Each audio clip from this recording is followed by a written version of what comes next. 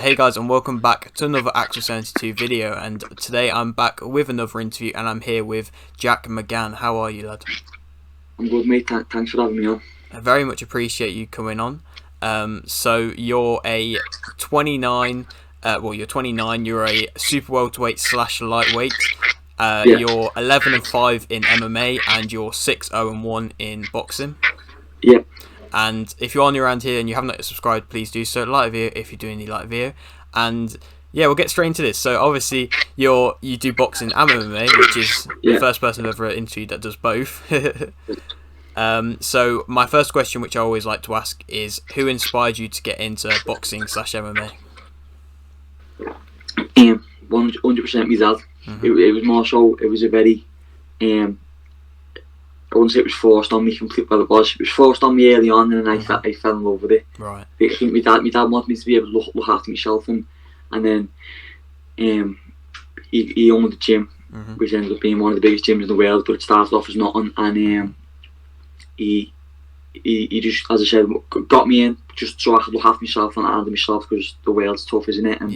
And then he seen that I was talented and seen something there, but it just took me a longer time than him to realise something was there. Do you know what I mean? So I didn't used to like it, but I fell in love with it, and then since then I would never any other way. Right. So it's a very wholesome story, really. Yeah. So obviously you then went to, I believe you started in MMA. Yeah. And so obviously I believe you would have had a few amateur fights. I couldn't really find too much information about that. I was just kind of wondering, how did your first amateur fight go? So it was weird. So my first amateur fight in MMA was when I was 13. I'm 29 now. So even though it was 16 years ago, that's a long time. The amateur MMA scene is vast now. They've got competitions all over everywhere, and they've got there's got like tournaments with all the world's best teams. They've got funding behind it. It's all the best of the best of the best, and it's its own thing now. But back then it wasn't. Like MMA was only new anyway. Never mind amateur fights. So it was pretty much, for example, in MMA, if you want to be a pro, you just ring up a promoter and say you want to fight on your show, and they're like, okay, see you then. Right. That's it really. It wasn't really commissioned, but so my amateur fights were like, they sort of made up as they went along. Do you know what I mean? And it was and with that, it was hard to get fights. So I was always fighting someone who was like well bigger than me or a lot older or stuff like that. So I think I had four amateur fights. I think I lost 3 of them. But it was stuff like the other kids was like, oh, well bigger or well heavier, because that's all we could get. Or like we'd be fighting with shin guards on, head guards on, and you like tied and choked and stuff like that. So it was I don't really see that as like, I just look at it as like I haven't had any amateur fights in MMA really. I look at it like I just started from when I was 19, from when I turned pro. Because I had a few fights from 13 to 16. I had like 4 fights or something like that, and then I had time off because I had a hernia. My mum's died, and then I had a hernia, which put me off for a bit. And then so I had a big break, and when I come back training, I was 19, and instead of having like and the amateur scene had like caught up a little bit then, so you could. It was policed and it was commissioned and it was proper, but we just skipped it again. Just went, no, let's just go pro, and we're doing it that way. So, yeah, that's my amateur story really. Right. So obviously it seems a bit different to what I've heard from other people, but it seems like you are It's the time though. It's because if you ask someone, the amateur scene's only really been the way it is, and this might be. I'm sure it's only been this way for about 6 years, maybe. That new, and maybe that's even but about the last 5 years, and now it's getting there. But it's the time. If you speak to someone from back then, it just didn't exist. Yeah. Do you know what I mean? Yeah. I mean, it seems like it's very much taken a big leap recently in popularity. That's not just the amateur scene. That's MMA. Yeah, in general. Yeah. Yeah. So obviously, you then decided to turn pro when you did, and you kind of mentioned why you turned pro. I was just kind of wondering how tough your first MMA fight was. It was tough. It wasn't that tough. I didn't fight the best guy, because we did come into it with the realism of you haven't fought in a couple of years and you've had no amateur fight, so it is just a fight you probably should win. And then so it wasn't the toughest. It was more so the fact that in my head I was like, I haven't fought in years and all that side of it. You know what I mean? But the actual fight weren't that tough. But the thing is, MMA is not like boxing. There's no journeyman in MMA at all. So you know, the fights are pretty well matched all around. Right, so it's obviously I've asked about the MMA and how tough that was at the start. How tough was boxing at the start? Obviously you started a little bit later, so you had a bit of experience in MMA, but how tough was your first fight in that? Well, at that point, when I switched over to boxing, I haven't had any amateur boxing fights, but I'd always trained and I'd always sparred. But even in preparation for MMA fights, I'd always sparred boxers in their camps and always done well. So I always had it in my head like, it'd be a shame not to have a go. Do you know what I mean? Yeah. And I enjoy it. So when I switched, I was at that point in MMA. I had obviously I was missing that amateur background. We got into tough fights quick, and then I got signed by Bama, one of the biggest promotions at the time, and then I got signed by Fight Night Global, a Russian promotion, and fought all that.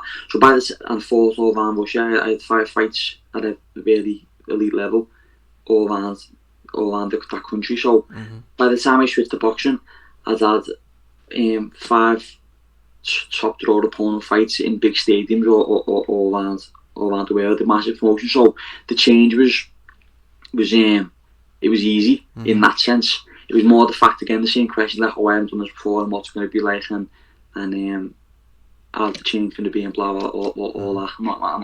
I hope I don't end up kicking him anything like that. You know what I mean? So it was tough for different reasons, but the actual fight was, we took on it because obviously, as I said, I've had no amateur boxing fights, but I've got that experience behind me where I've fought in arenas and went into fights where I'm the underdog and everything else. So I've got that experience, so I didn't need to start. It wasn't like I was starting again in boxing. So I started on a 6-rounder against a tough guy, and then that's the reason why I'm on my 8th fight now, and I'm on my 7th fight. Last one was my 7th, and I'm on 10 rounds and stuff. Usually people don't do that for a good bit. Yeah, definitely. So my path's a bit different than most. Yeah, I mean, just from the fact of doing both in general, just makes it a little bit different to both. It's why I like you as your career's just kind of been on. It's just the fact that you're not afraid to do either of them, and you will just throw yourself straight in the deep end if necessary.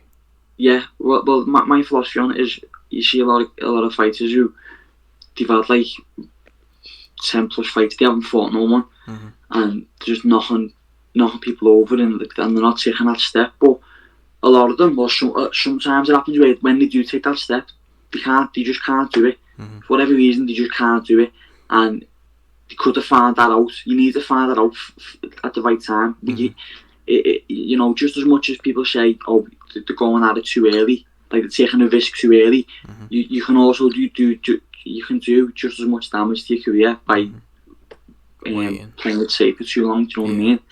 So yeah, we've always been on that let's take a chance side, and that's one of the reasons why my fighting style and my whole fighting thing is, apart from the way I fight, I'm a crowd pleaser because I take risks. You know what I mean?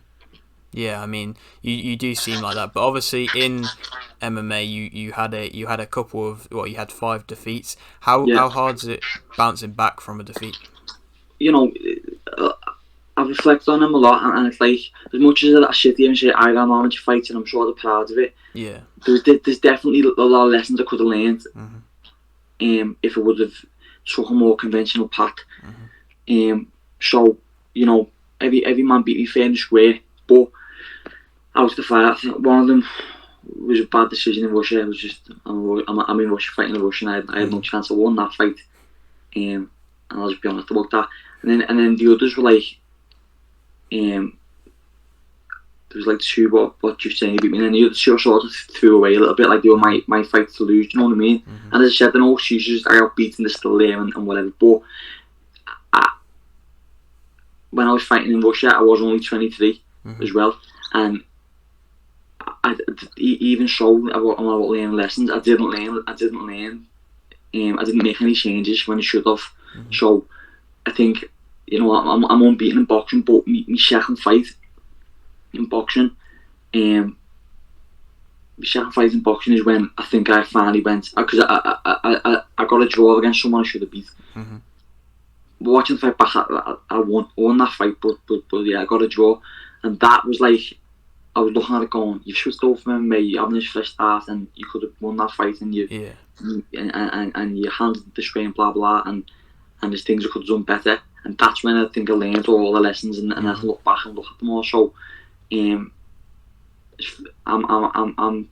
got to burn my hand 5 times to stop touching something hot. You know what I mean? So, but I think now, I'm a lot more mature as a person and as a fighter and everything else. So I think it took a while, but I finally learned them. So I can't answer for anyone else. But I do think that a loss can benefit you as well, and definitely make you a better fighter. Oh yeah, definitely. I mean, I'm sure you know of the guy named Chael Sonnen, and I've watched his YouTube and I've seen him talking, and he's kind of talked about this, of the fact of in MMA, defeats, like you see, like even the best level people, they've got defeats early on in their record. It's just a lot more common than in boxing, like seeing defeats on the records. Yeah, it's because in boxing it's the whole thing, like, oh, if you've got 1 or 2 losses on your record, you're done, which is just stupid. Because you're only as good as the fight you're having now. Yeah. Do you know what I mean? So it's like let's say if you take someone who's right up there, not heavyweight because they're different anyway, but any fighter who's world class, if they get beat once or twice, and then they come back and they go on a good run, it's only about that run anyway. It doesn't matter what happened before it. You know what I mean? Yeah. But boxers are definitely the terrified of having a blemish on a record, and I think that's one thing about me. Like I have been beat a few times, and all of them have made me a better fighter, and I wouldn't change them, because I look back and go, well, if we would have won that fight then we would have went down this path, we would have ended up there, and I don't like where we would have ended up. So in a funny way, it's like, I'm happy everything's worked out. But I think people need to stop being scared of getting beat, because if you did get beat, you've obviously took a risk and you've been in a tough fight, and you'll get a lot more out of that then. So yeah, I mean, that's evidence from even somebody like Charles Oliveira at the moment. Like, he's had many defeats at the start of his pro career, but now he's on a run, and everybody's saying he's as good as like Khabib now or something. That's what I'm saying, and that's because the run he's on now. That's what everyone's looking at, and that's the way I've always looked at it. So it's like, if I haven't beat it, I look at it and go, wow. But that's not. I'm not the same guy as I was then. Definitely. So, yeah, I think everyone needs to stop being scared of it. So, I mean, going back to your boxing side of things, what is it like working with Nielsen Boxing? It's great. I had the first fight with them, was obviously my first fight after lockdown. I'd been boxing 2 years, and we were just like, oh yeah, we'll get on a little show in London, and we just have a warm up fight, which ended up being a top kid. But when I got down there, it was only when I was there I realised how good the production was, and the promotion, and how well they look at you, and it's just a bit different everywhere else, and it's really professional. So I'm happy to be with them, and that's why I've continued to work with them, and I've looked ready for anyone else to go with since. So obviously I've seen on the Nielsen Boxing Instagram that you've got a fight for the 2nd of September, am I right in saying? Yeah. And so I was just kind of wondering if you've gone into camp or just up the tempo of training more now. Well, I was supposed to fight in July 1st on a Nielsen show against an Italian in a 10-rounder, and I was all ready for it. I was there. the guy pulled out on like the Wednesday just before the fight, and then it was too late in the day. We couldn't get nothing sorted, then I didn't fight, unfortunately. But because I didn't know when the next opportunity was going to come, I ate a little bit, but I didn't like go out drinking or whatever. So I've sort of been on it since then. So yeah, I've pretty much been training the whole time really, but I'm in a really good place. And as I said to you before, it's like this is only my 8th fight in boxing. I think, yeah, my 8th. But really, as I said, I've had 16 fights in MMA, so it's like I'm like 20 odd fights in. So I know my body, and I know when we're a bit far ahead, when we need to put the foot on the gas, when, you know what I mean. So yeah, I just listen to my body, but I'm in a good place. So obviously you've got that fight for the 2nd of September. Are you possibly trying to fight again before the end of the year? Yeah. Yeah. What do you have a date around time? I don't know. I've got to make up for lost time. No, I didn't box for 2 years and with COVID and then obviously missed that last one. So and I need to be as busy as I can. So maybe late November. I like having December off, to be honest. Fair. So obviously you're 29 now. You're kind of going into your prime. So I was just kind of wondering where you see yourself in 5 years. What have you accomplished? In 5 years' time from now, I want a world title. We've had a world title, and you know, I believe in my ability, and I know I've got the right people around me. So it's all down to me. They're my aspirations, and I want to go as far as I can. And I always push the envelope, so I don't see why not. But I've got to just take it. That's what I do with everything. I just take it fight by fight. Don't look past it. Don't look next. Don't look nothing. I just take it by fight, and I've got to just keep winning. You seem to have a good, determined mentality, which I always like to see. Yeah, well, yeah, but that's because like I'm as I said, I've been a professional for 10 years, and I've doubled down enough time now, so I'm this is my life, you know what I mean? Yeah. All right. So I mean, I'll leave it with this last question, which I always like to let the fighters answer, and that is, would you like to shout anything out, lad? Would like to shout anything out? Sorry. Yeah, just I want to shout out my sponsor, Samantha Hutchinson and the Power of One charity. I've been working with her now for a year, and the change to me career and my life in general has been insane. So I can't thank her enough, and I owe everything to her, and she's great to work with. So just every shout out I can give goes to Sam and the charity. Great. Okay. Well, you do seem like a very nice person, a very genuine person, which I always like to see. And thank you very much for doing this interview, lad. No, it's okay, mate. Thanks for having me on. Look, hopefully you'll have me back on. Yeah, I was gonna say maybe when you're fighting for them world titles, like you say you will be, we can have you back on then. Yeah, definitely, 100%. All right. Okay. So like video if you have indeed liked video, subscribe if you are new, and thanks for watching.